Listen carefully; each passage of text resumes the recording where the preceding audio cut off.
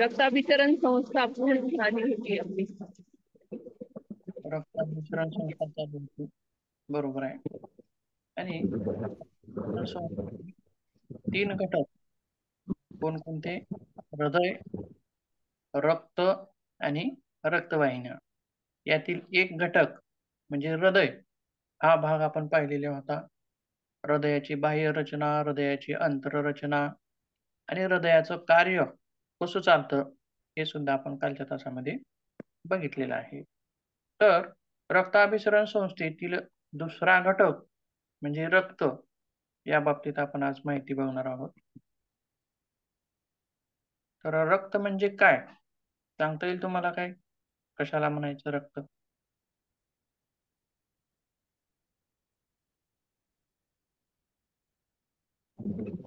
नाही सर, याच्याबद्दल काहीच माहिती नाहीये. ठीक आहे, ठीक आहे. बघूया.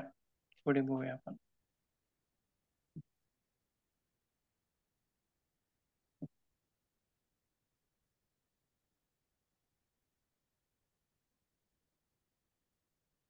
हां. रक्त किंवा त्यालाच इंग्रजीमध्ये ब्लड असं सुद्धा म्हटलं जातं. रक्त हा एक तांबड्या लाल रंगाचा आणि अर्धपारदर्शक द्रव आहे. रक्त काय आहे? द्रव आहे, लिक्विड आहे. बरोबर आहे. जे आपल्या शरीराला काहीतरी लागलं, खरचटलं, कापलं गेलं, की ते बाहेर जे येतं लाल रक्त, ते काय आहे? द्रव स्वरूपात आहे, द्रव आहे आणि त्याचा रंग तांबूस, लालसर अशा स्वरूपाचा आहे आणि दुसरी गोष्ट म्हणजे काय आहे? अर्धपारदर्शक आहे. म्हणजे पारदर्शक कशाला म्हणायचं? तर पाणी. पाणी जर एका बाटलीमध्ये घेतलं, काचेच्या किंवा आपल्या ह्याच्या बाटलीमध्ये घेतलं, इकडून पाहिलं की तिकडचं दिसतं. बरोबर आहे. म्हणजे त्याला म्हणायचं पारदर्शक. परंतु रक्त कसं आहे? अर्धपारदर्शक आहे. पूर्ण दिसणार नाही अशा स्वरूपाचं आहे. आणि दुसरी गोष्ट म्हणजे पाणी हे खूप पातळ स्वरूपात असतं किंवा तसंच बघा, दूध बघा किंवा मध बघा. मध सुद्धा पातळच असतं, पण थोडंसं घट्ट असतं. तेल बघा, बरोबर आहे. तसं रक्त सुद्धा पातळ आहे, परंतु पाण्याइतकं पातळ नाही. त्याच्यापेक्षा थोडंसं घट्ट स्वरूपाचं आहे. आता हा झाला रंगाचं स्वरूप. मग रक्तामध्ये काय-काय घटक आहेत? काय-काय घटक आपल्याला पाहायला मिळतात? तर रक्तात 55% हे रक्तद्रव आहे. काय आहे? रक्तद्रव. त्याला म्हणायचं आहे प्लाझ्मा आणि 45% हे काय आहे? तर रक्तकणिका असतात. रक्तकणिका म्हणजे काय? रक्तपेशी. जसे की लाल पेशी, पांढऱ्या पेशी ह्या आपण पुढे पाहणार आहोत. त्यांचा जो भाग आहे, तो 45% इतका भाग त्यांचा आहे. तसेच किंवा आपण एक छोटीशी इमेज बघूयात, त्याच्यामध्ये आपल्याला लक्षात येईल. आता बघा, आपण ब्लड टेस्ट करण्यासाठी जर कुठे गेलो दवाखान्यामध्ये किंवा लॅबोरेटरीमध्ये गेलो, तर त्या लॅबवाला माणूस काय करतो? आपल्या शिरेमधलं रक्त काढून घेतो आणि एका टेस्ट ट्यूबमध्ये भरतो. बरोबर आहे.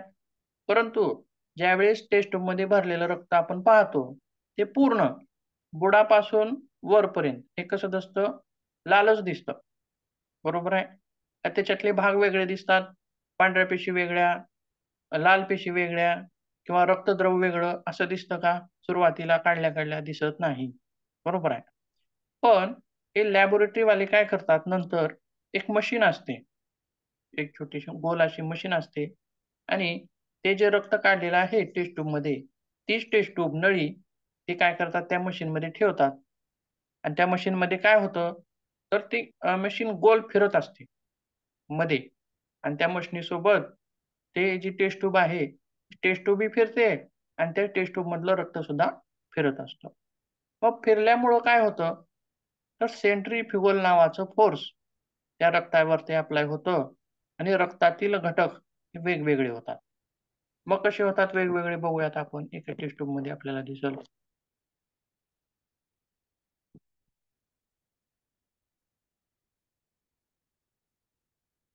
हं, बघा आत्ताच मी म्हणल्याप्रमाणे ज्यावेळी सेंट्रीफ्युगल मशीन मधलं किंवा त्या रक्ताची याच्या मशीन मधलं आपण ज्यावेळी टेस्ट ट्यूब बाहेर काढू, त्यावेळी मात्र बुडापासून वरपर्यंत हे रक्त लाल दिसणार नाही, तर त्याचे काही असे भाग दिसतील. वरचा भाग कसा आहे? पिवळसर. तो किती टक्के आहे? 55% आहे. तो काय आहे? प्लाझ्मा. आताच आपण माहिती घेतली त्याची. त्याच्यानंतर मधला जो निळसर आहे किंवा हा पांढरट भाग असतो, तो असतो व्हाईट ब्लड सेल्स. पांढऱ्या रक्तपेशींचा किंवा प्लेटलेट्सचा असतो. तो असतो 1% आणि त्याच्यानंतर खालचा तांबडा भाग किंवा लाल भाग, तो काय आहे? रेड ब्लड सेल्सचा आहे आणि तो किती आहे? 44% भाग हा रेड ब्लड सेल्सचा आहे. म्हणजे रक्तातील 3 मुख्य घटक आपण इथं समजूयात. एक आहे प्लाझ्मा 55%, व्हाईट ब्लड सेल्स किंवा प्लेटलेट्स 1% आणि रेड ब्लड सेल्स म्हणजे तांबड्या रक्तपेशी 44%. अशा स्वरूपामध्ये त्या टेस्ट ट्यूबमध्ये आपल्याला दिसेल. मग त्यातील घटक वेगळे झाले, की लॅबवाला काय करतो? त्याच्यामधल्या वेगवेगळ्या ज्या टेस्टिंग आहेत, तो टेस्टिंग तिथं करत असतो. पुढे बघूया.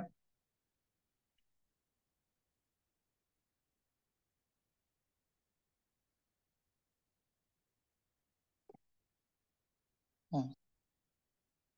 हां, आता दुसरी गोष्ट म्हणजे काय? रक्त हे काय आहे? अल्कली धर्मी आहे. अल्कली धर्मी आहे आणि त्याचा पीएच हा 7.4 इतका त्याचा पीएच असतो. पीएच म्हणजे काय? कशाला म्हणतात?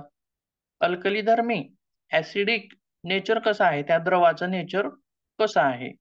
ॲसिडिक आहे का बेसिक आहे?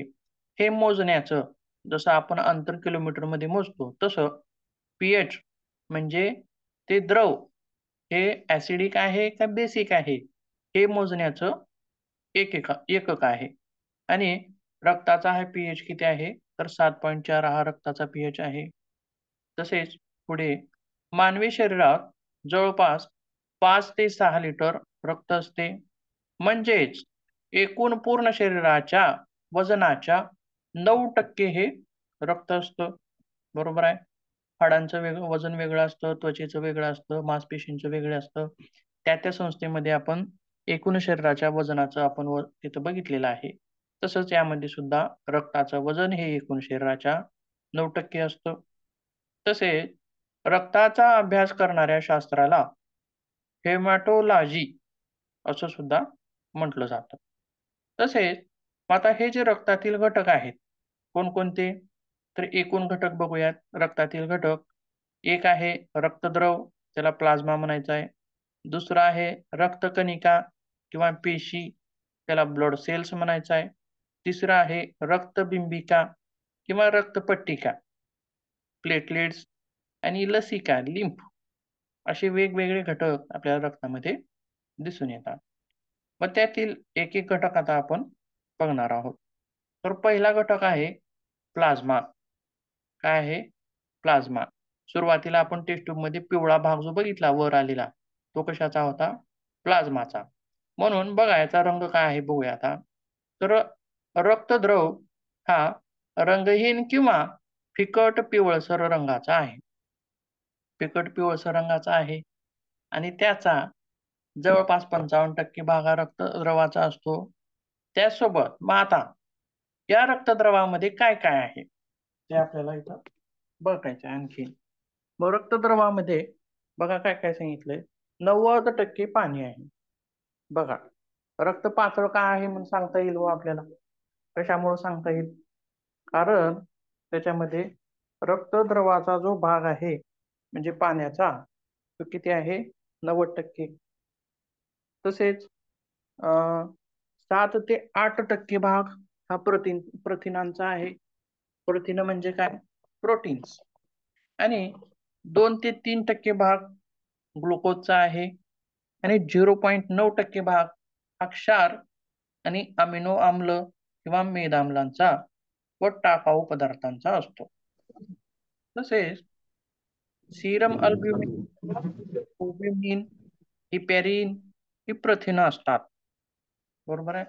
अशी वेगवेगळी किंवा अंतःस्रावी ग्रंथींनी स्रवलेली बहिस्रावी ग्रंथींनी स्रवलेली हार्मोन्स, बरोबर आहे, पिट्युटरी असेल किंवा इतर ग्रंथी, थायरॉइड असेल, त्या ग्रंथींचे वेगवेगळे स्राव असतील, तर हे सगळं कशामध्ये मिसळलेलं असेल?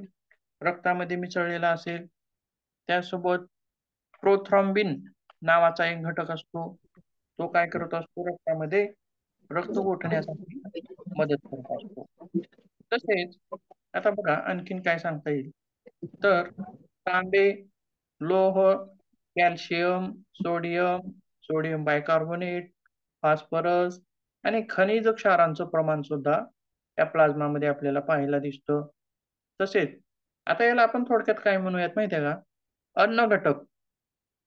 बघा, ज्यावेळी आपण पचनसंस्था बघत होतो, लहान आतड्यामध्ये अन्नातील अ, जे घटक आवश्यक आहेत, ते शोषून घेतले जायचे लहान आतड्याद्वारे आणि ते कशामध्ये मिसळायचे हो?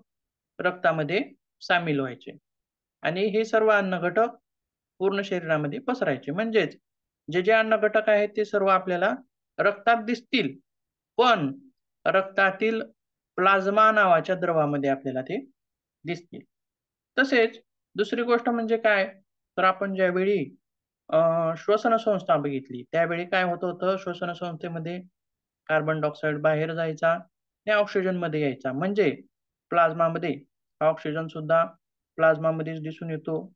म्हणून याला आपण काय म्हणूयात? प्राणवायू किंवा कार्बन डायऑक्साईड, नायट्रोजन इत्यादी वायूचे घटक सर्व या प्लाझ्मामध्ये दिसून येतील.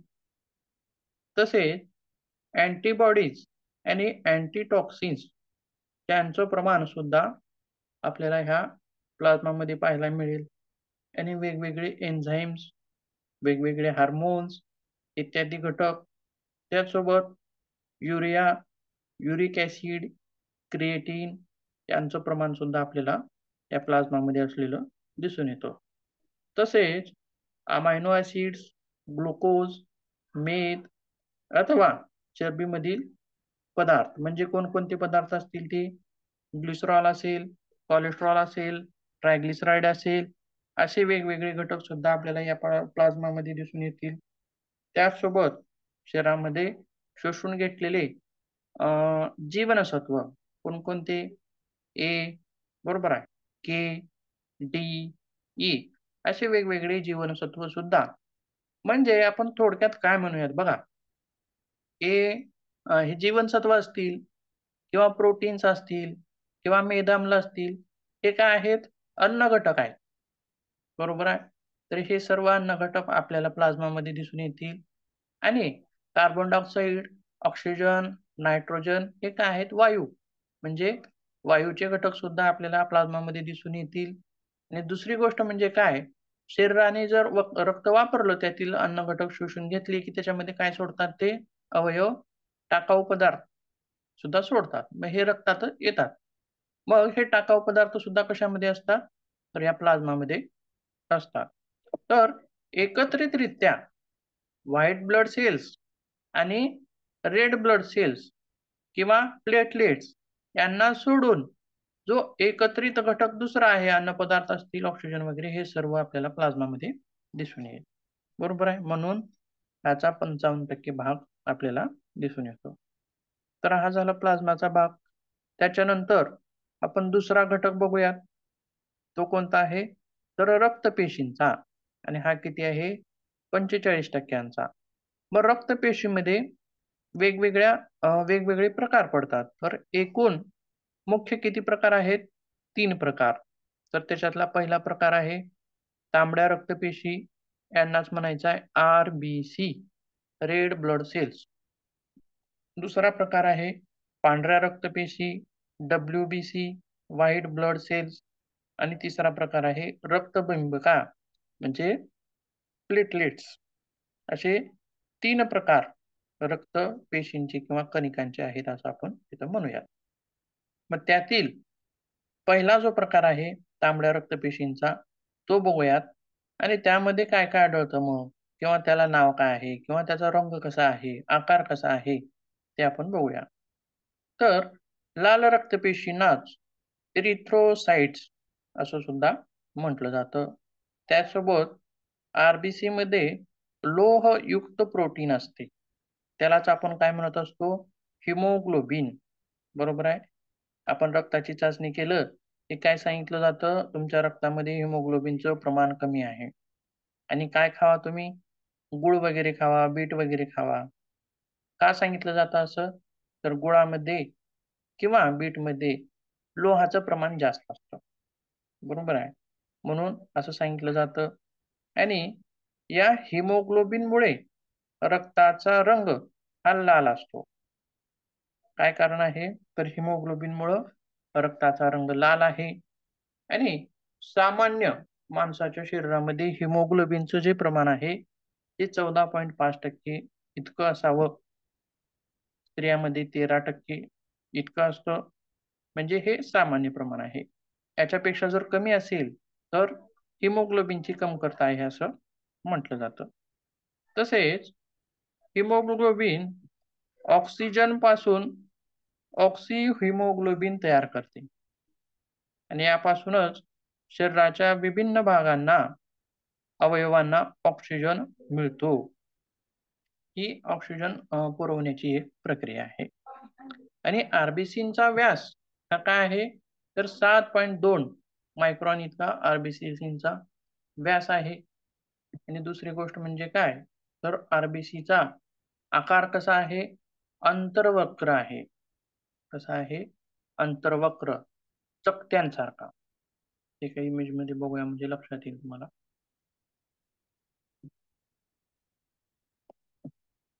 हं. याच्यामध्ये पाहता येईल बघा. पहिला जो प्रकार आहे, व्हाईट ब्लड सेल्स पांढऱ्या रंगाच्या आहेत आणि लाडू सारख्या गोल आहेत. आणि दुसरा रंग आहे रेड ब्लड सेल्स, त्या कशा आहेत, अंतर्वक्र, गोल आहेत पण मध्यभागी खोलगट आहेत. आणि दोन्ही बाजूनी कशा असतात, खोलगट, वरून पण आणि खालून पण. त्यालाच काय म्हणलेलं आहे, आणि रंग कसा आहे, लाल. आणि इरिथ्रोसाइट्स असं सुद्धा याला म्हटलं जातं. तसेच पुढे बघूया आणखीन.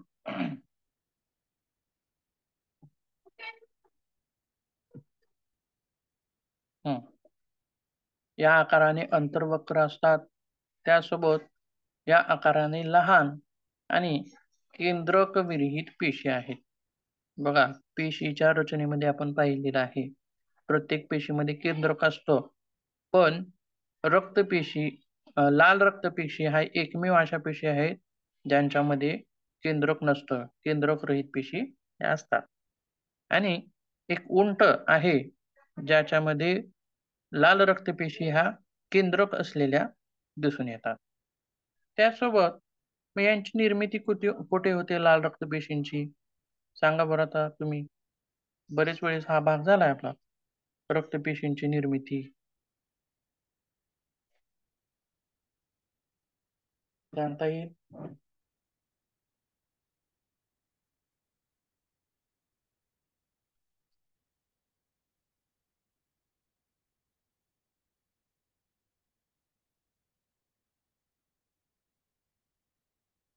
रक्तपेशींची निर्मिती कुठे होते, काल का परवा आपण अस- झाला आपला. हा, अस्थिमज्जेत. बरोबर आहे, अस्थिमज्जेमध्ये होतो. पटकन सांगता आलं पाहिजे कारण हा रिपीट झालेला भाग आहे परत परत. अस्थि म्हणजे लाल अस्थिमज्जा आणि पिवळी अस्थिमज्जा आपण पाहिलेली आहे. त्यातील लाल अस्थिमज्जेमध्ये लाल रक्तपेशींची निर्मिती होत असते. त्यासोबत मग त्यांचं प्रमाण किती आहे, तर 1 घन मिमी म्हणजे काय, मिमी म्हणजे मिलीमीटर, आणि घन म्हणजे चारही बाजूने, किंवा आपण चौरस असतं बघा, एखादं चौरस 4x4 आहे असं जर म्हणलं तर त्याची रुंदी 4 मीटर, उंची 4 मीटर, लांबी 4 मीटर, असं सर्व 4 मीटर म्हणजे ठोकळा. बरोबर आहे. तर असा 1 घन मिमीचा जर ठोकळा घेतला आपण, तर त्याच्यामध्ये, आणि ह्या आरबीसीज भरल्या, रेड ब्लड सेल्स भरल्या, तर त्याच्यामध्ये किती असल्या पाहिजेत, तर जवळपास 50 ते 60 लक्ष आरबीसीज आपल्याला त्याच्यामध्ये दिसून येतात. यांची ही नॉर्मल संख्या आहे. आणि त्यासोबत आरबीसींचं आयुष्य हे 110 ते 120 27 दिवसांच्या दरम्यान असतं. त्यानंतर त्या मृत होतात आणि परत दुसऱ्या आरबीसीज जिवंत होतात. आता हा झाला आरबीसींचा भाग. मग आरबीसीसींचं कार्य काय आहे?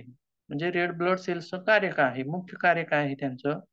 तर ऑक्सिजन वाहून नेणे, कार्बन डायऑक्साईड वाहून आणणे, अन्नद्रव, अन्न घटक वाहून नेणे, असे वेगवेगळे आपण कार्य सुरुवातीलाच बघितलेले आहेत. आता दुसरा भाग आहे तो म्हणजे पांढऱ्या रक्तपेशी WBC. तर याच्यात बघूया. तर पांढऱ्या रक्तपेशींना ल्युकोसाइट्स असं म्हटलं जातं. आणि रेड ब्लड सेल्समध्ये एकच प्रकार होता, पण याच्यामध्ये आपल्याला विविध प्रकार सुद्धा दिसून येतात. आणि यांच्यामध्ये बघा रक्ताला किंवा रेड ब्लड सेल्सला कशामुळे लाल रंग होता हो? तर हिमोग्लोबिनमुळे त्यांचा रंग लाल होता. परंतु आता हिमोग्लोबिन पांढऱ्या रक्तपेशींमध्ये नसते आणि नसल्यामुळे यांचा रंग लाल नसून पांढरा असतो. हे कारण आहे. आणि दुसरी गोष्ट म्हणजे काय? तर या पेशींमध्ये केंद्रक असतं आणि आकाराने मोठ्या असतात. कोणाच्या तुलनेत? आरबीसीसींच्या. त्यासोबत यांचा जो व्यास आहे, तो किती आहे? 10 मायक्रॉनपर्यंत याचा व्यास भरतो आणि यांची निर्मिती सुद्धा अस्थिमज्जेतच होते. तर यांचा नाश यकृतामध्ये होतो. निर्मिती कुठं आहे? अस्थिमज्जेत आणि नाश कुठं आहे? यकृतामध्ये. बरोबर आहे. आणि यांचं जे आयुष्य आहे, ते 3 ते 4 दिवस किंवा 10 दिवसापर्यंत असतं. याच्यापेक्षा जास्त दिवस ते जगत नाहीत. आणि 1 घनमिमी रक्तात किंवा 1 घनमिमी या आपण घनामध्ये जर त्याची भरल्या त्या WBC आणि बघितलं, तर ते जवळपास 5 ते 10,000 इतक्या WBC असतात. लक्षात ठेवायचं बघा. आरबीसी किती होत्या? लाखामध्ये होत्या आणि WBC किती आहेत? हजारामध्ये आहेत. बरोबर आहे? आरबीसी कशा होत्या? 50 ते 60 लक्ष होत्या आणि WBC 50 ते 10,000 इतक्याच आहेत. म्हणजेच आपल्याला इतकं लक्षात दिसून येईल बघा. माप तर तेवढंच आहे. किती आहे? 1 घनमिमी. दोन्हीचं पण. पण त्याच्यामध्ये जास्त आहेत, लाखोच्या संख्येनं आहेत. म्हणजेच त्यांचा आकार कसा असेल हो? थोडक्यात आपण तुलना कशाची करूयात? मोहरीशी करूयात. बघा, मोहऱ्या किती छोट्या-छोट्या असतात. मग आणि ज्वारीचे दाणे, आपण व्हाईट ब्लड सेल्सला ज्वारीचे दाणे असं समजूयात. मग त्या किती आहेत? मोहरीच्या आकारात मोहरीच्या तुलनेत आकाराने कशा आहेत? मोठ्या आहेत. म्हणजे 1 घनमिमीमध्ये ते कमी बसतील, असं थोडक्यात सहजच आपल्याला इथं दिसून येतं. त्यासोबत आता WBCचं मुख्य कार्य काय आहे? तर रोगजंतूंच्या विरोधात लढा उभारणे. रोगजंतूंच्या विरोधात लढा उभारणे. म्हणजेच आपण बरेच वेळेस ऐकलेलं आहे बघा. कोणता शब्द ऐकतो? रोगप्रतिकारक शक्ती. कधी-कधी ऐकतो योगा केल्याने रोगप्रतिकारक शक्ती वाढते. रोगप्रतिकारक शक्ती वाढवण्यासाठी चांगले अन्नपदार्थ खाल्ले पाहिजेत, असं बरेच वेळेस ऐकतो. म्हणजे ही रोगप्रतिकारक शक्ती काय आहे? तर ही रोगप्रतिकारक शक्ती म्हणजे ह्या WBC आहेत आणि या काय आहेत? आपल्या शरीरातील सैनिक आहेत. मग हे सैनिक मारतात कुणाला हो मग? मारतात कोणाला? तर ज्यावेळी आपण आजारी पडलेलो असतो, त्यावेळी आपल्या शरीरामध्ये जीवाणू किंवा विषाणू, इतर सूक्ष्मजीव असे ज्यावेळी आपल्या शरीरामध्ये एंटर होतात. आता कोव्हिडमध्ये काय होत होतं? कोणता विषाणू होता कोरोनाचा?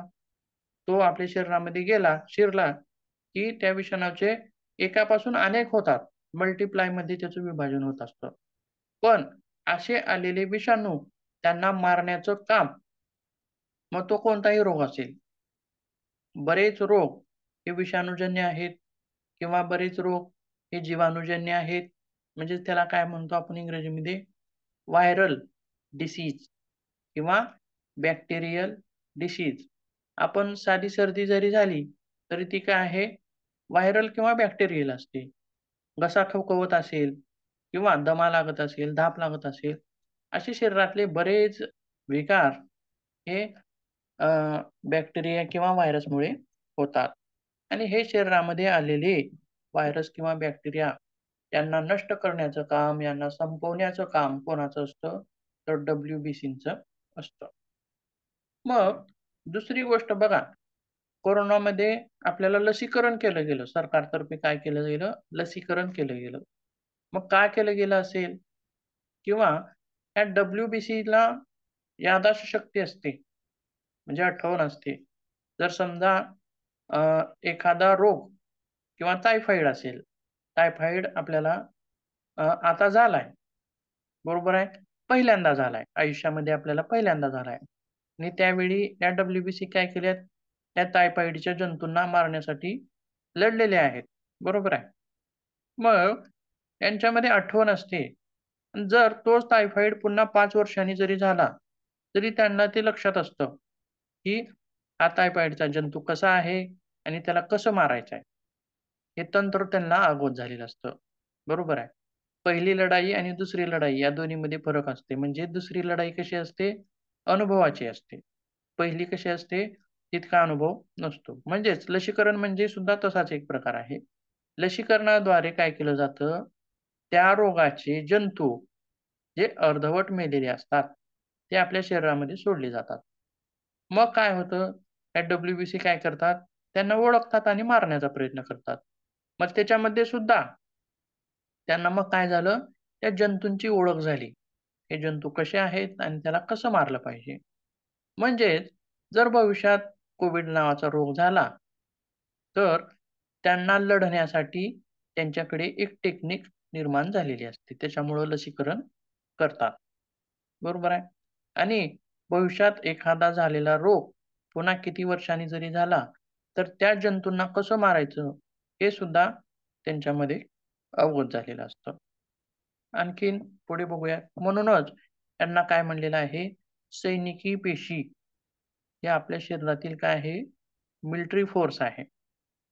जर आर-बी-सी जर नसत्या, WBC जर नसत्या, तर छोट्याशा जरी आजाराने व्यक्ती मृत झाली असती, मृत्यू पावली असती.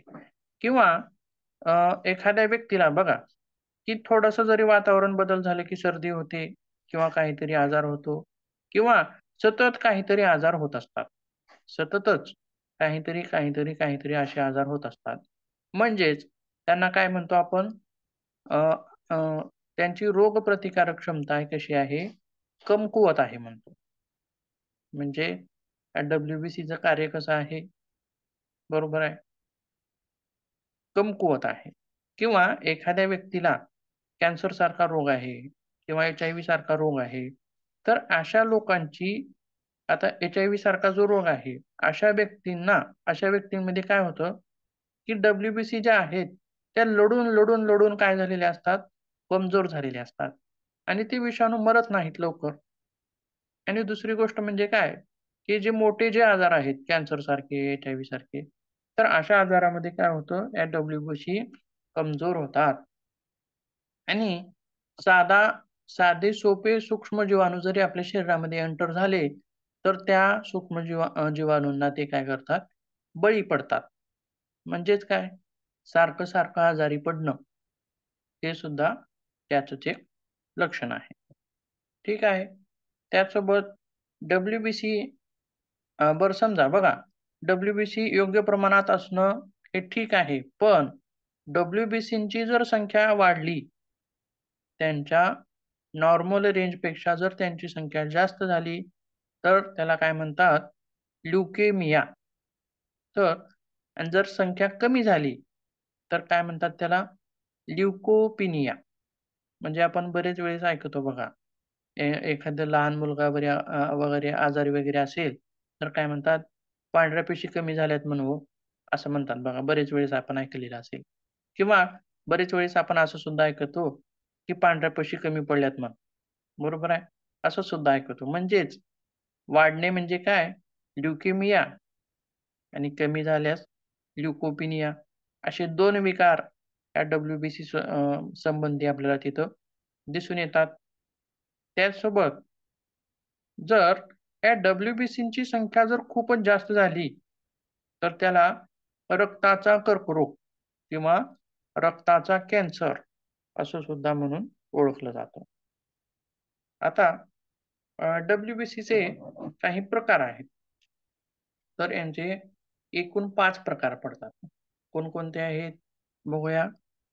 न्यूट्रोफिल्स, ऑसिडोफिल्स, बेसोफिल्स, लिम्फोसाइट्स आणि मोनोसाइट असे एकूण 5 प्रकार आहेत.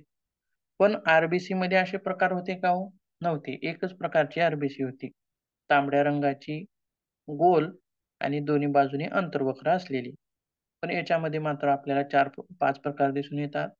तर 5ही प्रकारातील कोणकोणते प्रकार काय कार्य करतात ते बघूया. तर न्यूट्रोफिल्स नावाचा जो प्रकार आहे, या पेशी काय करतात? सूक्ष्मजीवांना मारण्याचं काम करतात. बरोबर आहे.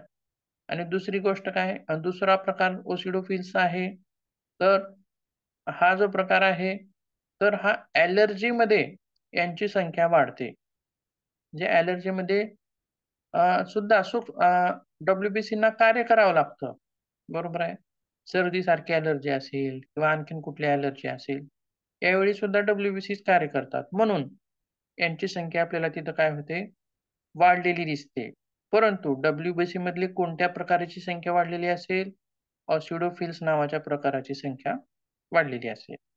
तसेच तिसरा प्रकार आहे बेसोफिल्स. हा काय आहे? तर हेपॅरिन किंवा हिस्टामाइन हे द्रव तयार करतात. बघा, आपल्याला जर सर्दी वगैरे झालेली असेल, तर त्यावेळी आपण काय खातो? गोळ्या खातो. कोणत्या गोळ्या खातो? सिट्रिजिन खातो. बरोबर आहे. सिट्रिजिन नावाची गोळी खातो सर्दी झाल्यास. आणि ही सिट्रिजिन नावाची गोळी काय आहे? तर अँटीहिस्टामाइन आहे. काय आहे? अँटीहिस्टामाइन. तर अँटीहिस्टामाइन काय कार्य करतं? तर शरीरामध्ये हिस्टामाइनचं प्रमाण वाढलं म्हणजे ज्यावेळी शरीर ॲलर्जी खाली असतं, त्यावेळी हिस्टामाइनचं प्रमाण वाढलेलं असतं. म्हणून हे हिस्टामाइनचं प्रमाण कमी करणं त्यावेळी गरजेचं असतं. आणि ही सिट्रिजिन नावाची गोळी काय करत असते मग? बरोबर आहे. हिस्टामाइनला संतुलित करण्याचा प्रयत्न करत असते. तसंच म्हणजे ती सिट्रिजिन गोळी काय झाली? बाह्य उपचार झाली. बरोबर आहे. पण बेसोफिल्स काय झालं मग? आंतरिक उपचार म्हणता येईल का? शरीर स्वतःच लढतं. बरोबर आहे. का सर्दी झाल्यास प्रत्येक वेळी गोळीच खावी लागते का हो? गोळी खाल्ली तरी सर्दी 3 दिवस टिकून असते. बघा, लक्षात ठेवा. आणि गोळी नाही खाल्ली तरी सर्दी 3 दिवसानं कमी होते. म्हणजेच शरीरामध्ये नैसर्गिक शक्ती आहे आणि शरीरामध्ये नैसर्गिक हिस्टामाइनची निर्मिती केली जाते. त्यामुळं शरीरात ॲलर्जीला प्रतिकार करण्याची ताकद ही कोणाकडे आहे? बेसोफिल्समध्ये आहे. बरोबर आहे. त्यासोबत त्याचा पुढचा प्रकार आहे लिम्फोसाइट्स. काय आहे? लिम्फोसाइट्स. तर ह्या लिम्फोसाइट्स काय करतात? तर प्रतिकार क्षमतेत प्रतिद्रव तयार करतात. प्रतिद्रव काय म्हणजे काय? तर बघा, घसा खवखवत असेल किंवा दमा लागलेला असेल, खोकला लागलेला असेल, तर बघा डॉक्टर काय करतात हो? एकच गोळी देतात का? आता सर्दी झालेली आहे आपल्याला. तर एकच गोळी देतात का हो सिट्रिजिन नावाची? तर नाही. त्याच्यासोबत अँटिबायोटिक देतात. अँटिबायोटिक काय करतात? रोगजंतूंना मारण्याचं काम करत असतात. तसंच नैसर्गिकरित्या प्रतिकारक क्षमतेमध्ये प्रतिद्रव तयार करण्याचं काम त्या काय करत असतात? लिम्फोसाइट्स करत असतात. आता ठीक आहे. मग हे मारण्याचं काम झालं. युद्ध संपलं. एखादं युद्ध झालेलं आहे रणांगणावरती आणि सर्व तिकडचे काय मेलेले असतील किंवा इकडचे काय मेलेले असतील, तर मेलेली माणसं उचलण्याचं काम सुद्धा करावं लागतं बघा. बरोबर आहे का हो? रणांगणावर ठेवून जाता येतं का तसंच? नाही. बरोबर आहे. मग शरीरांतर्गत जे युद्ध होतं, शरीरांतर्गत जीवाणूसोबत ह्या पांढऱ्या पेशी ज्यावेळेस लढतात, त्यावेळी जीवाणू पण मरत असतात आणि पांढऱ्या पेशी पण मरत असतात. पांढऱ्या पेशी मरत नाहीत असं नाही. जीवाणू पण मरतात. जीवाणू जर खूप स्ट्रॉंग असेल, तर पांढऱ्या पेशी पण मरतात. बरोबर आहे? म्हणजेच कोरोनामध्ये जे लोक मृत पावले, मृत्युमुखी पडले, अशा लोकांमध्ये काय झालं, पांढऱ्या पेशी खूप प्रमाणामध्ये मृत पावल्या आणि एक वेळ अशी येते, की पांढऱ्या पेशी नष्ट होतात. म्हणजे विजय कोणाचा झाला हो इथं? जीवाणूंचा झाला, विषाणूंचा विजय झाला. विषाणूंचा विजय होणं म्हणजे मृत्यू आणि पांढऱ्या पेशींचा विजय होणं म्हणजे जीवन. बरोबर आहे. कोविड सारख्या रोगामध्ये सुद्धा तसंच झालं. ज्यांची रोगप्रतिकारक क्षमता बळकट होती, मजबूत होती, ज्यांच्या पांढऱ्या पेशी हरल्या नाहीत, जिंकल्या, ते कोरोनापासून वाचले, जिवंत राहिले आणि ज्यांच्यामध्ये प्रतिकार क्षमता कमी होती, अशा लोकांमध्ये किंवा जिथं जीवाणू किंवा विषाणू हा स्ट्रॉंग असतो, वरचढ असतो आणि आपल्या पांढऱ्या पेशींना ऐकत नाही, त्यावेळी मात्र दगावण्याची क्षमता वाढते. बरोबर आहे. पांढऱ्या पेशींची एक वेळ अशी येते, की ती सर्वच नष्ट होतात आणि जीवाणू विजयी होतो, म्हणजे माणूस मृत्युमुखी पडतो. पण मग अशा वेळी या युद्धामध्ये मृत्युमुखी पडलेले जीवाणू असतील किंवा पांढऱ्या पेशी असतील, मग त्या खाऊन टाकणं किंवा त्या संपवणं हे सुद्धा गरजेचं आहे. आणि जर ते शरीरामध्ये तसंच पडले तर चालेल का? ते मेलेले जंतू, बरोबर आहे. त्या मेलेल्या जंतूंची माती करावी लागेल. म्हणजेच काय, त्यांना नष्ट करावं लागेल. बरोबर आहे. तर त्यांना नष्ट करण्याचं काम, त्यांना खाऊन टाकण्याचं काम हे कोण करतं? मोनोसाइट्स नावाच्या पांढऱ्या पेशी करतात. म्हणजे काय आहेत बघा, त्यांना काय म्हणता येईल आपल्याला? स्वच्छता करणारी माणसं म्हणता येतील का? बरोबर आहे. कचरा गोळा करणारी, मृत पेशी यांना खाऊन टाकण्याचं काम केलं तरच शरीरामध्ये व्यवस्थित राहील प्रमाण. म्हणजेच यांचं नाव आहे मोनोसाइट्स, मृतजीवांना खातात. अशा प्रकारे पांढऱ्या पेशी आहेत आणि पांढऱ्या पेशीचं थोडक्यात आपण एक इमेज बघूया, म्हणजे लक्षात येईल आणखीन थोडं प्रकार कसे आहेत त्याचे.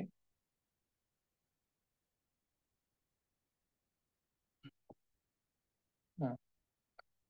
मुख्य पांढऱ्या पेशी व्हाईट ब्लड सेल्स पांढऱ्या आहेत आणि खाली 1, 2, 3, 4, 5 5 असे गोलसर भाग दाखवलेले आहेत आणि त्यांची रचना थोडीशी वेगवेगळी आहे. बरोबर आहे. आणि त्यांचेच नावं काय आहेत? एकाचं मोनोसाइट आहे, बेसोफिल, बरोबर आहे. लिम्फोसाइट्स, न्यूट्रोफिल्स, इसोफिल्स अशा वेगवेगळे 4 प्रकार आहेत. परंतु बघा, रेड ब्लड सेलचा आकार सांगताना आपण गोलसर आणि अंतर्वक्र सांगितला. पण यांचा आकार हा निश्चित नसतो. निश्चित नसतो. बदलणारा असतो. बदलतो. कारण त्यांना लढाई करायची असते. कुठूनही कुठं पळत जायचं असतं. बरोबर आहे. त्याच्यामुळं त्यांचा आकार निश्चित नसतो आणि काही वेळी काय होतं बघा, हे जे पांढऱ्या पेशी असतात, काय करतात? जीवाणूंना चकमा देतात. चकमा सुद्धा देतात. ठीक आहे. हे त्यांचे वेगवेगळे प्रकार झाले. आणखीन पुढे बघूया. हं. आता आहे तिसरा प्रकार. त्याला म्हणायचं आहे रक्तबिंबिका किंवा प्लेटलेट्स. आता बरेच वेळेस आपण असं सुद्धा ऐकतो बघा, एखादी व्यक्ती आजारी असेल, तर त्याला काय म्हटलं जातं, की प्लेटलेट कमी झाले. असं सांगितलं जातं, प्लेटलेट कमी झालेत. बरोबर आहे. असं सुद्धा ऐकलेलं आहे. हा प्लेटलेट नावाचा काय प्रकार आहे? तर यांनाच थ्रोम्बोसाइट्स असं सुद्धा म्हटलं जातं आणि हे रक्तातील लहान कण असून त्यांचीही निर्मिती अस्थिमज्जेतच होते. आता बघा, एक गोष्ट लक्षात ठेवायची, WBC असतील, RBC असतील किंवा प्लेटलेट्स असतील, या सर्वांची निर्मिती कुठं आहे? अस्थिमज्जेतच आहे. बरोबर आहे. आणि रक्तपट्टिकांचा आकार 3 मायक्रॉन इतका असतो. तसेच एक घनमिमी रक्तात पट्टिका 2.5 ते 4 लाखापर्यंत असतात. लाखामध्ये आहेत ह्या. आणि दुसरी गोष्ट म्हणजे काय, तर यांचं मुख्य कार्य काय आहे, रक्त गोठण्याची क्रिया सुरू करण्याचे कार्य ह्या रक्तपट्टिका करतात. आता बघा, पांढऱ्या पेशींचं मुख्य कार्य काय होतं हो? सांगा बरं. आता आपण बघितलेलं आहे. मुख्य कार्य काय पांढऱ्या पेशींचं? लढाई करणं, रोग रोगजंतूंना मारणं. प्रतिकार. हे त्यांचं मुख्य कार्य. आणि लाल पेशींचं काय होतं? ऑक्सिजन वाहून नेणं, अन्नघटक वाहून नेणं, वहन करण्याचं काम त्यांचं होतं. आणि आता मग प्लेटलेट्सचं काय काम आहे? तर रक्त गोठण्याचं काम, रक्त गोठवण्याचं काम हे प्लेटलेट्सचं आहे. म्हणजे काय? जर समजा आपल्या हाताला चाकू लागला, तर काय होतं? रक्त वाहतं. जर समजा ते रक्त तसंच वाहिलं, तर रक्त संपून जाईल की हो आपल्या शरीरातलं, बरोबर आहे? किंवा आपण त्याला असं गच्च धरलं पाहिजे, बरोबर आहे? किंवा काहीतरी त्याला लावलं पाहिजे, त्यावेळेस ते थांबेल. हां, मोठी जखम असेल तर त्यावेळेस रक्त गोठण्याची क्रिया तिथं कमी पडते, जर काप मोठा असेल. परंतु छोटंसं जरी लागलं आणि रक्त तसंच सतत वाहतंय, असं झालंय का? कधी नाही. काय होतं, जिथं लागलंय तिथं रक्त जमा होतं, घट्ट होतं आपोआपच. तिथं आपण हात जरी नाही लावला तरी ते आपोआप तिथं घट्ट होतं आणि रक्त गोठतं तिथं. मग हे गोठणं गरजेचं काय आहे? तर रक्त बाहेर वाहू नये. रक्त शरीराच्या बाहेर वाहू नये. आणि वाहिलं तर काय होईल? शरीरातलं रक्त संपून जाईल आणि शरीरातलं रक्त संपलं तर आपण जिवंत राहू का? जिवंत राहणार नाही. म्हणून रक्त घोटण्याची क्रिया सुद्धा ही अतिशय महत्त्वाची आहे आणि ही क्रिया यांच्याद्वारे पार पाडली जाते.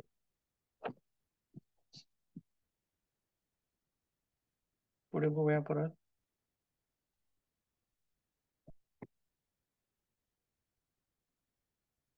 हां, हे झाले इतकं पूर्ण. पुढे बघू.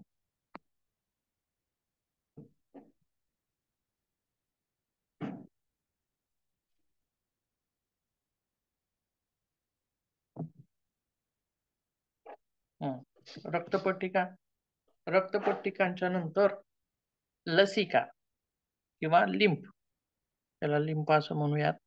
आणि हा सुद्धा रक्तातील एक पातळ द्रव आहे आणि रक्ताचा परसरणी दाब नियंत्रण ठेवण्याचं काम ह्या लसिकांचं असतं, लिंफचं असतं आणि यांचा प्रवाह मात्र उतीकडून हृदयाकडे एकमार्गी असतो. थोडक्यात खाली रक्ताची कार्य दिलेली आहेत, ते आपण अगोदर पण पाहिलेली आहेत. ऑक्सिजन व कार्बन डायऑक्साईडचे वहन, टाकाऊ घटक उत्सर्जन संस्थेकडे नेणे, सर्व अवयवांना अन्न घटक पुरवणे, पाण्याचे प्रमाण योग्य राखणे, रोगजंतूंचा नाश करणे, रक्त गोठणे आणि शरीराची उष्णता नियंत्रित ठेवणे इत्यादी इत्यादी कार्य रक्तांची असतात. तर रक्त गोठण्याचा एक मुद्दा आपण इथं बघूयात. त्याच्यामध्ये काय म्हणलंय, एखादी जखम झाल्यास तिथून रक्तप्रवाह होतो, परंतु थोड्या वेळाने त्या ठिकाणी रक्त जमा होऊन रक्त घट्ट होते. मग रक्तप्रवाह होणे थांबते. यालाच रक्त घोटणे असे म्हणतात. आणि फायब्रिनमुळे रक्त गोठते. आणि दुसरी गोष्ट म्हणजे काय, रक्त गोठण्यासाठी काय काय घटक आवश्यक आहेत? तर रक्तबिंबिका, फायब्रिन, थ्रोम्बिन आणि कॅल्शियम आणि इत्यादी घटक हे रक्त गोठण्यासाठी आवश्यक असतात. त्यासोबत जेव्हा रक्त शरीरामध्येच गोठायला लागतं, शरीरामध्येच रक्तवाहिन्यामध्येच जर रक्त गोठायला लागलं, तर त्याला थ्रोम्बोसिस नावाचा रोग असं म्हटलं जातं. आणि शरीरामध्ये रक्त गोठू नये यासाठी हिप्पॅरिन नावाचं विकर स्रवलं जातं आणि हे विकर प्लीहेद्वारे स्रवलं जातं. हिपॅरिनचं प्रमाण कमी झालं शरीरामध्ये, तर शरीरांतर्गतच रक्त गोठतं. बरोबर आहे? आणि दुसरी गोष्ट म्हणजे काय, हा पुढचा मुद्दा आहे तो पुढे बघूया.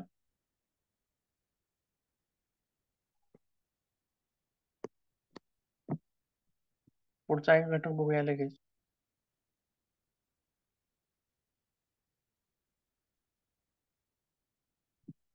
हं. आता कोणती संस्था बघतोय आपण सध्या? सर्क्युलेटरी सिस्टम, कार्डिओव्हास्क्युलर सिस्टम किंवा रक्तवाहक. रक्ताभिसरण संस्थेतल्या हा, रक्ताचे रक्ता रक्ताभिसरण संस्थेतले किती घटक पाहिले आतापर्यंत आपण? एक पाहिला हृदय आणि दुसरं पाहिलं रक्त, बरोबर आहे. आणि तिसरा घटक काय आहे? रक्तवाहिन्या, बरोबर आहे. तिसरा घटक आहे रक्तवाहिन्या. तर आता रक्तवाहिन्यासंबंधी आपण इथं माहिती घेऊया थोडक्यात. तर यालाच रक्तवाहिन्यांनाच ब्लड वेसल्स असं सुद्धा म्हटलं जातं. आणि या रक्तवाहिन्यांचे 3 प्रकार पडतात. किती प्रकार पडतात? 3. कोणकोणते? एक प्रकार आहे धमन्या, दुसरा प्रकार आहे शिरा आणि तिसरा प्रकार आहे सूक्ष्म वाहिन्या. तर त्यातील एक एक भाग आपण बघूयात. पहिला प्रकार धमन्या किंवा यालाच रोहिण्या असं सुद्धा संबोधलं जातं आणि इंग्रजीमध्ये त्यांना आर्टरीज असं म्हटलं जातं. धमन्या या कार्य काय आहे धमन्यांचं? धमन्यांचं मुख्य कार्य आहे हृदयाकडून अवयवाकडे म्हणजेच प्रत्येक ऊतीपर्यंत रक्त वाहून नेणे. म्हणजेच थोडक्यात इथं सांगता येईल. आणखीन काय म्हटलं आहे बघा पुढे, तर यांच्यामध्ये ऑक्सिजन युक्त रक्त असते आणि धमन्यांच्या भिंती जाड असतात, बरोबर आहे. आपण एक चित्र बघूया म्हणजे लक्षात येईल. 2 इमेज दाखवतो मी तुम्हाला.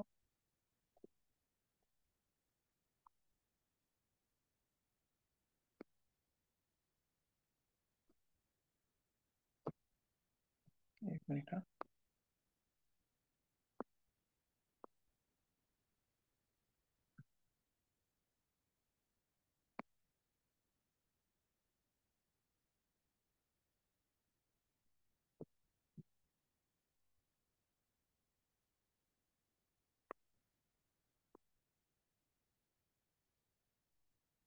हं. बघा, एकच संस्था आहे, फक्त वेगवेगळी दाखवलेली आहे. त्या सर्व शिरा हृदयातूनच निघालेल्या असतात. अलीकडच्या ज्या आहेत त्या लाल आहेत. त्यांना काय म्हणायचं आहे? धमन्या. आणि पलीकडच्या ह्याच्यामध्ये दाखवलेल्या निळ्या आहेत त्याला काय म्हणायचं आहे? शिरा किंवा निला किंवा वेन्स असं म्हटलं जातं.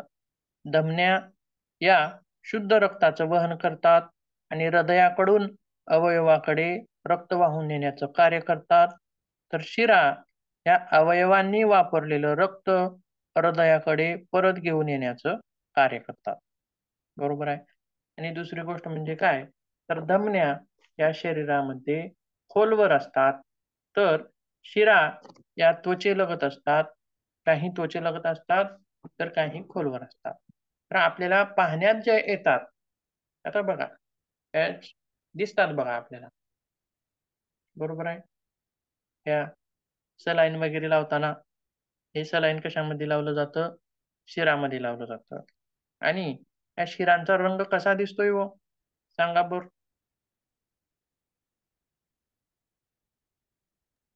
निळसर. निळसर हिरवट रंगाचा दिसतो म्हणजे आपल्याला पाहता येतात. कारण त्या त्वचेलगत आहेत, त्वचेला चिटकून आहेत. परंतु धमन्या कधी पाहिल्यात का? दिसतात का त्या? दिसत नाहीत. म्हणजेच त्या शरीरामध्ये खोलवर आहेत. खोलवर आहेत. पण जर धमन्या पाहायच्याच असेल, तर बघा कुठं पाहता येतील? डोळ्यामध्ये छोट्या-छोट्या शिरा आहेत बघा. आणि त्यांचा रंग कसा आहे? डोळ्यातील ज्या शिरा पसरलेल्या आहेत बघा, नलिका. लाल रंगाच्या असतात. हां, त्यांचा रंग कसा आहे? लाल. म्हणजे त्या काय आहेत? धमन्या. धमन्या काय करतात? शुद्ध रक्ताचं वहन करतात आणि शिरा अशुद्ध रक्ताचं वहन करतात. अशुद्ध रक्ताचा रंग वेगळा असतो, त्याच्यामुळं त्यांचा रंग कसा आहे शिरांचा? निळसर. ते वय जसं त्या डोळ्यामध्ये हं. ठीक आहे, पुढे बघूया आणखी. फुफ्फुस धमनी सोडून इतर धमन्यांमध्ये शुद्ध रक्त असते. तसेच धमनीतील रक्तदाब हा 100 mmHg इतका असतो आणि धमन्यातील रक्तदाब हा जास्त असतो. काय हॅलो बोलायचं आहे? करून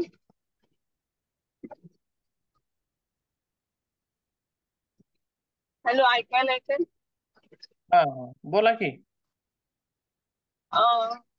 वय जसं जसं वाढतं तसं तसं त्या डोळ्याची शिरा परंतु नवजात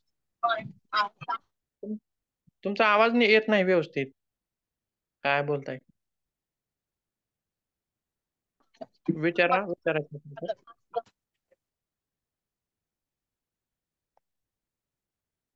आवाज येत नाही व्यवस्थित.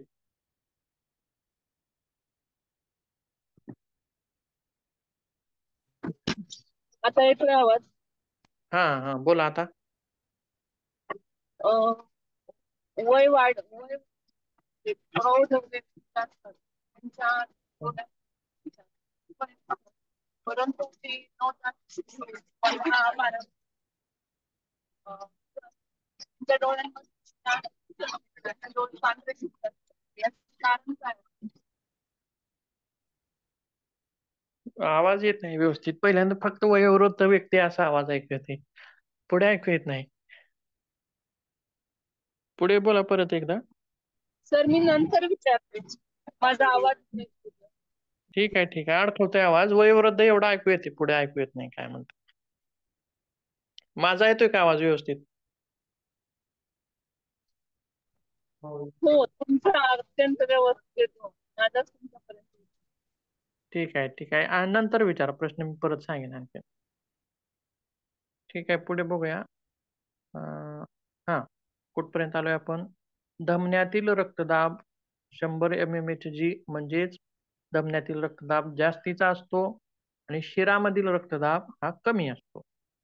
आणि धमन्यांचे स्नायू लवचिक असतात, कारण प्रेशर जे असतं, ब्लड प्रेशर, ते प्रेशर या धमन्यांना हाताळावं लागतं. त्याच्यामुळं प्रेशर जर जास्त आलं तर फुगतात, प्रसरण पावतात. म्हणून यांचे स्नायू लवचिक असतात आणि हृदयाच्या प्रत्येक ठोक्यानुसार धमनी प्रसरण पावत असते. म्हणजेच त्याला आपण नाडी असं म्हणतो किंवा नाडीचे ठोके असं आपण म्हणतो. बरोबर आहे. तर दुसरा भाग आहे शिरानीला वेन्स. त्यातील बराच भाग आपण बघितलेला आहे. परंतु आता पुढे बघूयात. शिरांच्या ज्या भिंती आहेत त्या पातळ आहेत आणि त्यांच्यामध्ये मध्ये मध्ये काय असतात? झडपा असतात. झडपा कशासाठी असतात? तर रक्त वाहून नेताना रक्त परत विरुद्ध दिशेला येऊ नये म्हणून त्यांच्यामध्ये झडपा असतात आणि यांच्यातील रक्तदाब कमी असतो. त्वचेलगत असतात. काही त्वचेलगत असतात तर काही खोलवर असतात, निळसर रंगाच्या दिसतात. तर एक इमेज बघूया, त्याच्यामध्ये आपण रचना त्याची बघता येईल.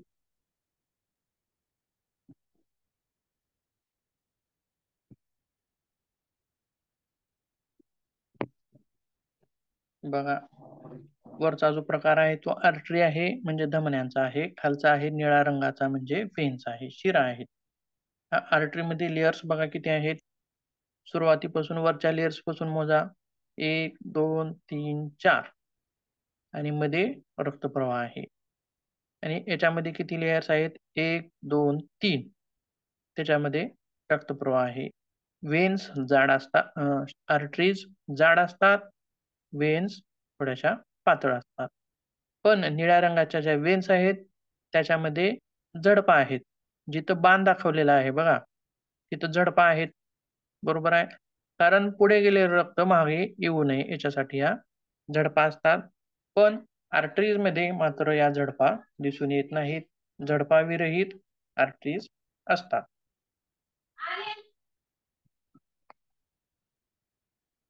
पुढे बघूया परत.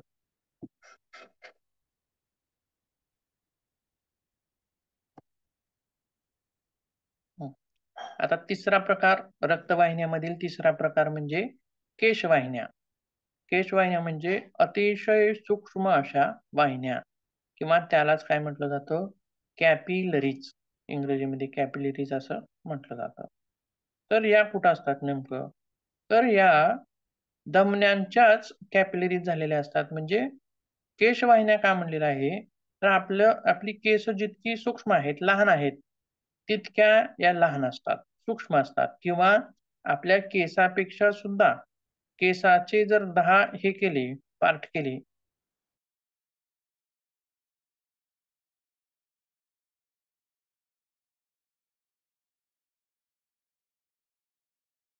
आणि या सच्छिद्र असतात. म्हणजे या केशवाहिन्यांना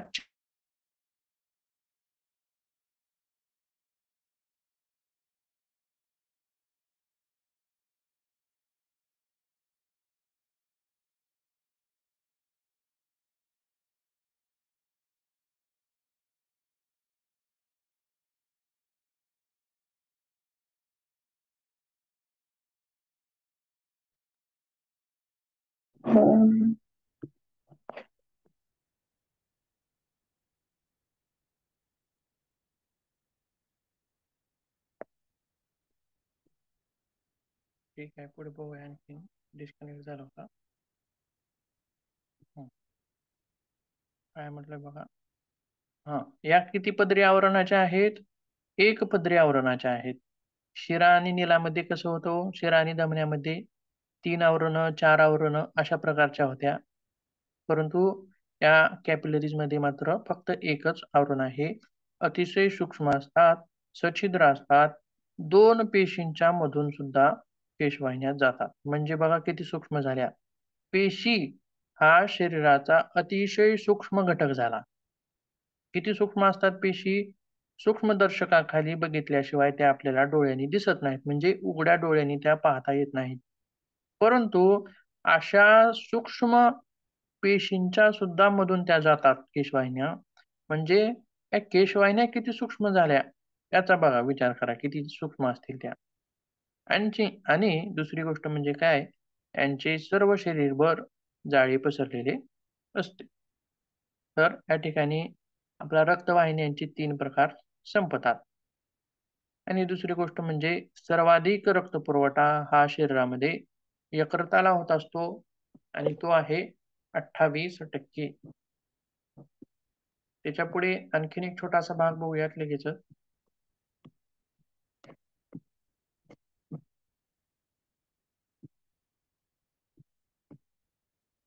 रक्तगट. रक्तगट रक्तगटाचा शोध कार्ल लँडस्टेनर या शास्त्रज्ञांनी लावला 1990 मध्ये. आणि या शास्त्रज्ञांनी 3 रक्तगटांचा शोध लावला. ते कोणकोणते? ए, बी आणि ओ. आणि ए बी नावाचा रक्तगट, हा ए बी हा एकत्रित समजायचा बरं का.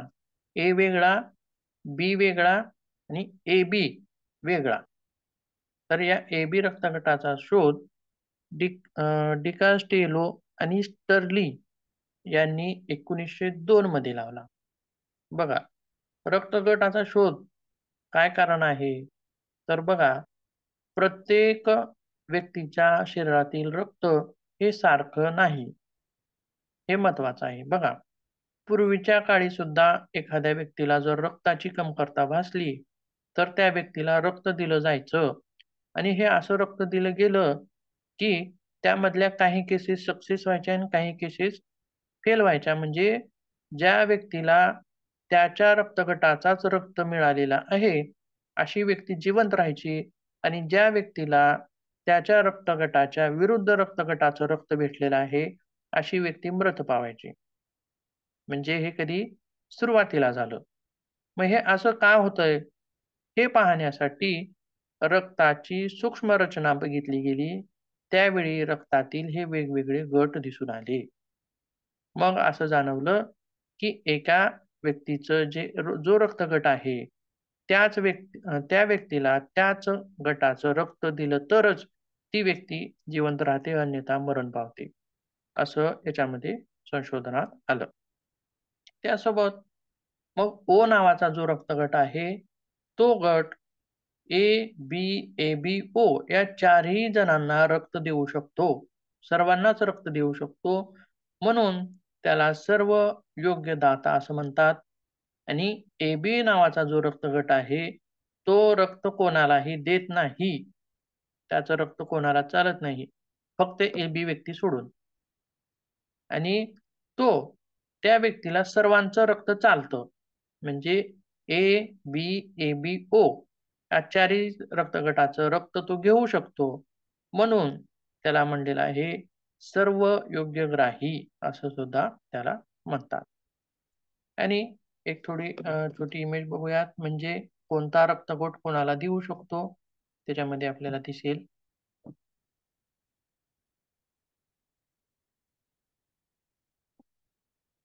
याच्यामध्ये समजतं बघा, ब्लड टाइप्स आणि त्याच्यावरती सुद्धा RH फॅक्टर्सनुसार किंवा अँटीजनच्या प्रेझेंटनुसार ए पॉझिटिव्ह किंवा निगेटिव्ह असं त्याच्यावरती दर्शवलं जातं. म्हणून 4चे 8 असं आपण समजूयात. ए असेल तर ए पॉझिटिव्ह किंवा निगेटिव्ह.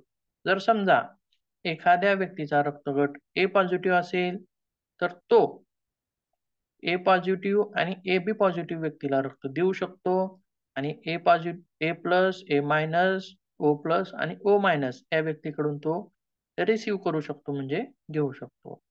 जर व्यक्ती बी पॉझिटिव्ह असेल तर तो बी पॉझिटिव्ह आणि AB पॉझिटिव्ह व्यक्तीला देऊ शकतो आणि बी plus, B minus, O plus आणि O मायनस या व्यक्तीकडून तो रक्त घेऊ शकतो.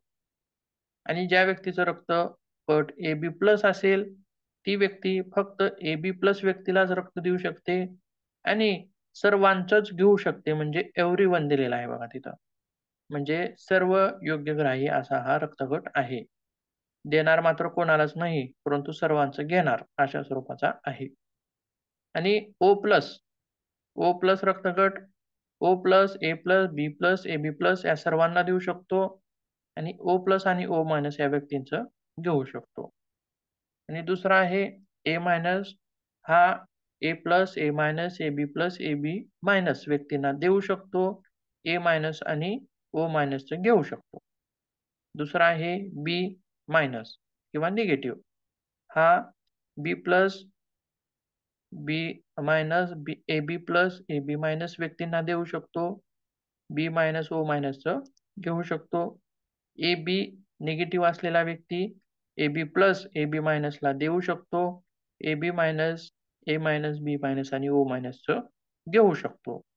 आणि शेवटचा आहे O minus, O negative. O negative व्यक्ती सर्व लोकांना रक्त देऊ शकतो. म्हणून हा सर्व योग्य दाता आहे आणि घेणार मात्र फक्त O निगेटिव्ह वाल्याचंच. म्हणजे याला द्यायचं माहीत आहे, घ्यायचं नाही. अशा प्रकारे आपल्याला ब्लड टाइप वेगवेगळे पाहता येतात. कोण कोणाला देऊ शकतं आणि कोण कोणाकडून घेऊ शकतं. म्हणजेच आपली रक्ताभिसरण संस्था इथं आपल्याला पूर्ण होते.